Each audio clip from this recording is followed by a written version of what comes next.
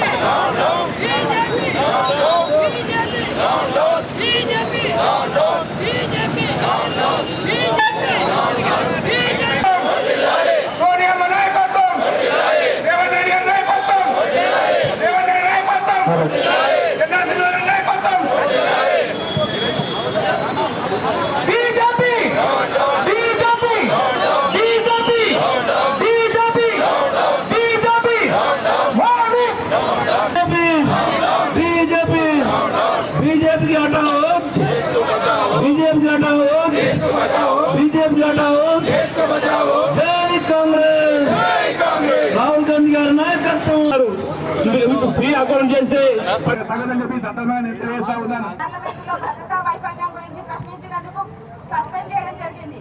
ఇది ఎప్పటికి కూడా ప్రజాస్వామ్యానికి తీవ్ర వచ్చినటువంటి మిత్రులందరికీ స్వాగతం, సుస్వాగతం. దయచేసి మిత్రులారా మీరందరూ కొంచెం పక్కన జరిగితే వాళ్ళందరూ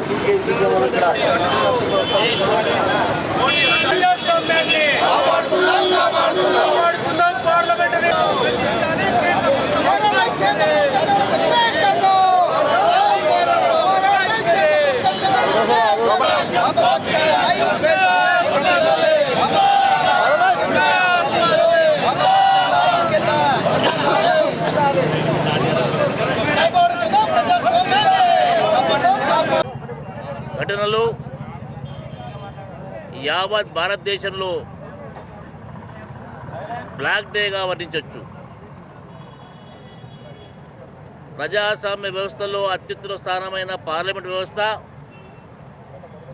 ఆ వ్యవస్థలో అన్ని రాజకీయ పక్షాలతో పాటు అధికార కూటమి, ప్రతిపక్ష కూటమి, అన్ని వాదాలు ఉన్న రాజకీయ పార్టీలు ఓ మందిరంగా భావించి ఆ మందిరంలో భారతదేశ అవసరాల గురించి చట్టాలు చేసే పార్లమెంట్లో అధికార పార్టీ పక్షము ప్రతిపక్ష పార్టీల గొంతు నొక్కడానికి, అధికార పార్టీ ఈ పార్లమెంట్లో ఎవరు ఉండొద్దు, మేమే ఉంటాం, మాకు నంబర్ ఉంది, మేము అనుకున్న విధంగా చట్టాలు తయారు చేస్తాం, ఆ చట్టాలు ప్రజలకు సమ్మితమైన కాకుండా మాకు సమ్మితం అని చెప్పి నమ్మి భారతదేశ చరిత్రలో మొదటిసారిగా 77 ఏళ్ల భారతదేశంలో 146 మంది పార్లమెంట్లను ఏకంగా సస్పెండ్ చేసి, గెంటేసి బయటకు పంపించి వాళ్ళకు కావాల్సిన 18, 22 బిల్స్ పాస్ చేసుకున్న ఘనత ఈ బీజేపీ ప్రభుత్వానికి. మిత్రులారా, భారతదేశం ఓ సమైక్య దేశం. భారతదేశం యావత్ ప్రపంచంలో అతిపెద్ద ప్రజాస్వామ్య దేశం. ప్రజాస్వామ్యం పునాది గట్టి ఉంటే, రాజకీయ పక్షాలు గట్టి ఉంటే ఈ దేశ సుభిక్ష ఉంటుందని చెప్పి నమ్మే భారతదేశ పౌరులు, ప్రజానీకం. ఇటువంటి దేశంలో గత 10 ఏళ్ళ నుంచి మతశక్తి పార్టీగా బీజేపీ పార్టీ ప్రజలకు భ్రమపెట్టి, మతవాదాన్ని ఉసుగొల్పి, మతాలను వేరు చేసి భారతదేశాన్ని రెండుగా చీల్చి ఈ దేశాన్ని నంబర్లు తీసుకొచ్చి ఈరోజు పాలిస్తున్న భారత్ బీజేపీ ప్రభుత్వం. ఈరోజు ప్రజాస్వామ్యాన్ని పూర్తిగా కూని చేసిండ్రు. ప్రజాస్వామ్య వ్యవస్థలను పూర్తి నిశ్చలం చేసిండ్రు. ఇండిపెండెంట్గా ఉండే సిబిఐ కానీ, ఈడీ కానీ, ఎలక్షన్ కమిషన్ కానీ దాన్ని చేతితో పట్టుకొని ఆట ఆడిపిస్తుండ్రు.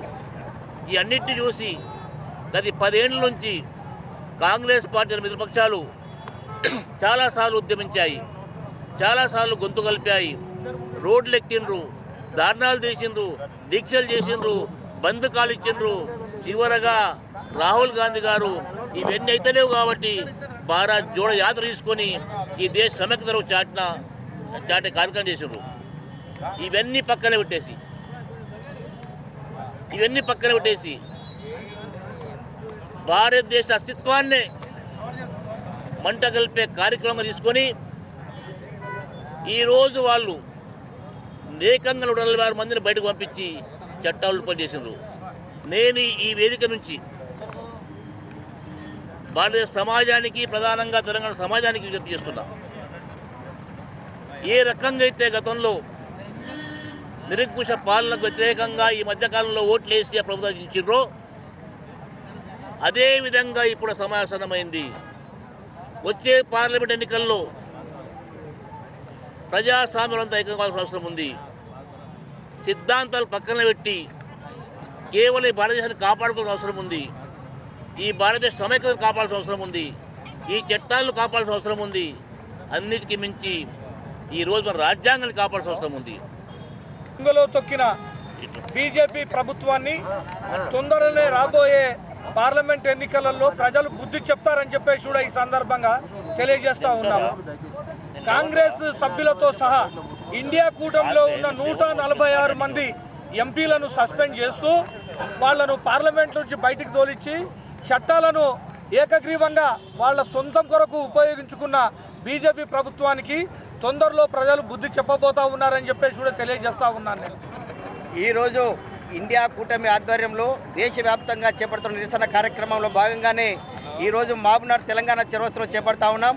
ఇట్టి కార్యక్రమానికి కాంగ్రెస్ అగ్రనాయకులు, అదేవిధంగా సిపిఐ సిపిఎం నాయకులు మీరందరికీ భారత కమ్యూనిస్ట్ పార్టీ మహబూబ్నగర్ జిల్లా సమితి నుంచి హృదయపూర్వకంగా అభినందనలు తెలియజేస్తా ఉన్నాను. ఇవాళ బీజేపీ ప్రభుత్వం దేశంలోనే కూని చేస్తూ ఉంది. ఒక ప్రజాస్వామ్య వ్యవస్థలో ప్రజల చేత ప్రజల కొరకు ఎన్నుకబడినటువంటి ఒక ప్రజాప్రతినిధులను పార్లమెంట్లో ప్రశ్నించకుండా గొంతు నొక్కడం అనేది నిజంగా ఇది బీజేపీకి చీకటి రోజులని తెలియజేస్తా ఉన్నాం. ముఖ్యంగా భారత కమ్యూనిస్ట్ పార్టీగా మేము ఒకటే చెప్పదలిచాం, బీజేపీ ప్రభుత్వానికి హెచ్చరిక చేస్తూ ఉన్నాం.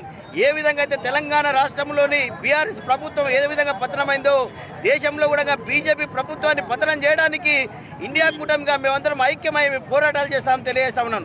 అదేవిధంగా ఏదైతే 13 తారీఖు నాడు నిరుద్యోగులు పార్లమెంట్లోకి చొచ్చుకెళ్లడాన్ని దాన్ని ప్రశ్నించడం వల్లనే ఇవాళ వీళ్ళని సస్పెండ్ చేస్తూ ఉన్నారని తెలియజేస్తా ఉన్నాను. ముఖ్యంగా ఏది ఏమైనా కూడా ప్రజాస్వామ్యాన్ని కూని చేసే వ్యవస్థ కేవలం ప్రజలకు మాత్రమే ఉంటుంది, కానీ దాన్ని బీజేపీ సాకుగా తీసుకొని పార్లమెంట్లో ఎవరిని మాట్లాడనీయకుండా ప్రతి ఒక్కరిని గొంతు నొక్కడం, ఇవాళ 146 మందిని నిన్నటి వరకు సస్పెండ్ చేయడం అంటే నిజంగా పార్లమెంట్ చరిత్రలో సిగ్గుచేయడానికి తెలియజేస్తూ